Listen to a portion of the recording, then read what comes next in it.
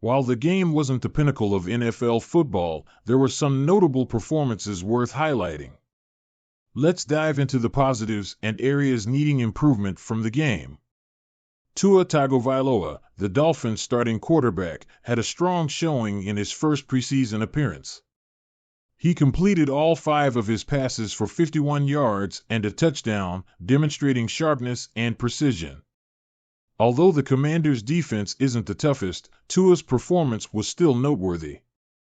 Coach Mike McDaniel mentioned during an in-game interview that Tua has had ups and downs in past preseason games. This time, however, his accuracy and timing were on point, especially during the touchdown pass to River Crocraft. This pass, placed perfectly into a tight window, showcased Tua's ability to execute under pressure.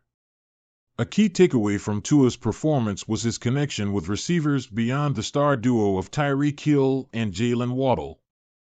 Crocraft, who caught 2 passes on the opening drive, is a prime example of this expanding chemistry.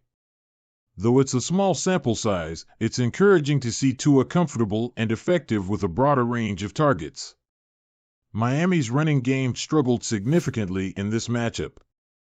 Outside of Chris Burke's impressive 59-yard run, the Dolphins managed only 27 rushing yards on 17 carries. This lackluster performance highlights an area that needs attention. Raheem Mostert's 5 carries for 7 yards during the opening drive were particularly disappointing. The offensive line, missing key players like Terron Armstead and Aaron Brewer, failed to establish dominance at the line of scrimmage.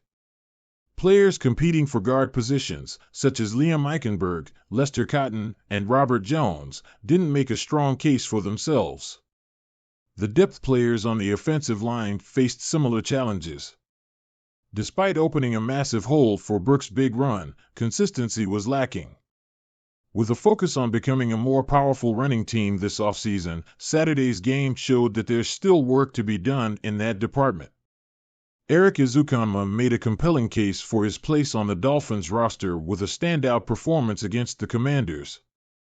The Texas Tech product, who has battled injuries and inconsistency, was Miami's most productive receiver in the game. He caught 5 of his 7 targets for 65 yards, including a 35-yard reception from Mike White in the third quarter. At 6 feet 2 inches, Ezukanma is the tallest receiver on the team, offering a different skill set compared to his peers. His size allows him to win contested catches, and he has the athleticism to make plays on short passes as well. While this potential hasn't fully materialized yet, his performance on Saturday was a step in the right direction. Braxton Berrios had a less impressive outing. He failed to catch either of his targets, including a potential touchdown pass from Skylar Thompson. Although the ball might have been tipped, it was still a catchable pass that Berrios needed to secure. Berrios' role as a depth receiver is clear, but with other players like River Crocraft and Braylon Sanders showing similar skills, his spot isn't guaranteed. Berrios' value lies in his special teams contributions as a returner, but with the NFL's new rules potentially changing the kickoff return game, his offensive performance needs to improve.